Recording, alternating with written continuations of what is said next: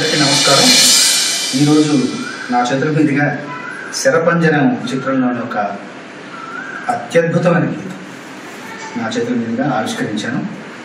నాకు అవకాశం వచ్చింది, నాకే ఆనందంగా ఇంత మంచి పాట నా చేతుల మీదుగా నేను ఆవిష్కరించాను. నాకు ఒక అవకాశంగా భావిస్తున్నాను. ఈ పాటను స్వరపరిచింది మల్లిక్ ఖేమీకే, సుప్రసిద్ధ సంగీత దర్శకులైన చాలా చాలా గొప్ప పాటలు చేశారు. అట్లాగే ఈ పాటను రచించింది మా ప్రియ సోదరుడు గొప్ప సాహితీవేత్త మోనశ్రీ మల్లిక్ గారు.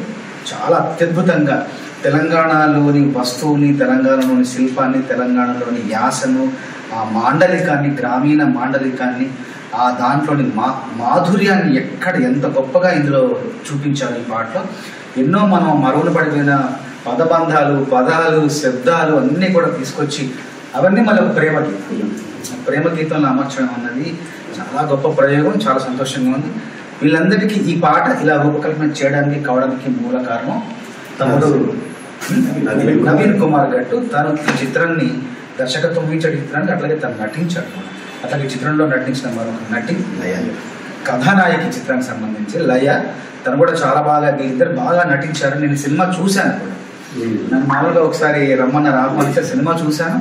అత్యంత సహజంగా మన తెలంగాణ పల్లెటూరుని, మన ఊరుని, మన వాతావరణాన్ని, మన నేపథ్యాన్ని, మన మూలాలను చూస్తున్నట్టుగా చాలా గొప్పగా అనిపించింది. ఆ సినిమా చూసినప్పుడు ఎంత సహజంగా అంటే ఒక సినిమా చూసినట్లేదు, మనం గొప్పన ఒక ఊరు వెళ్ళినట్టు, వాళ్ళలోకి వెళ్ళినట్టు, అక్కడ మనుషులు మనాలను చూస్తున్నట్టు అంత ఆత్మీయంగా, అంత దగ్గరగా ఉంది ఆ చిత్రం.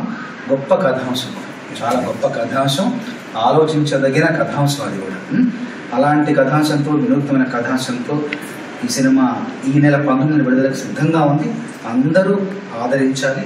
ఇలాంటి తెలంగాణ మట్టి వాసన పరిమళించే చిత్రాలను, కథలను మీరందరూ హక్కును చేర్చుకుంటే మరెన్నో చిత్రాలు నిర్మించడానికి మాకు బలము, ఉత్తేజము, చైతన్యం వస్తుంది. అట్లాగే ఈ పాట రూపకల్పనలైన శ్రీ మల్లిక్ వీళ్ళిద్దరికీ మనస్ఫూర్తిగా నా అభినందనలు. అట్లాగే ఈ పాట పాడింది మరెవరో కాదు, ప్రముఖ సంగీత దర్శకులు, నాకు సోదర సమానమైన కీరవాణి గారి సోదరుడు శ్వేతనాథ్ గారు పాడారు. ఆయన గొంతు కూడా చాలా గమ్మత్తుగా బాగా, అసలు ఈ పాటకి బాగా నప్పింది. ఆయన గొంతు కూడా చాలా బాగుంది. ఏదో వేరే లోకల్లోకి వెళ్తున్నట్టుగా అనిపిస్తుంది. అట్లాగే ఒక ప్రేమ గీతము మామూలుగా తను స్వరపరిచింది కూడా నాకు మిశ్రగతిలో తగ్గదినిలో స్వరపరిచాడు.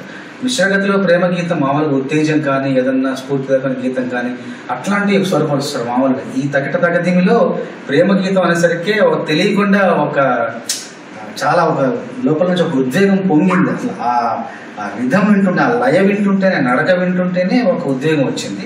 దానికి తమ్ముడి పదాలు కాదు, భావాలు, అభివ్యక్తులు తోడవడం పాటకు మరింత అందాన్ని ఇచ్చింది.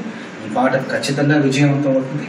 ఈ సినిమా కూడా విజయవంతం అవుతుంది. మీ చేతిలోని మీరందరూ కూడా ఆదరించి అక్కడ తెచ్చుకుంటే వీళ్ళందరూ ఆశీర్వదించినట్టుంది.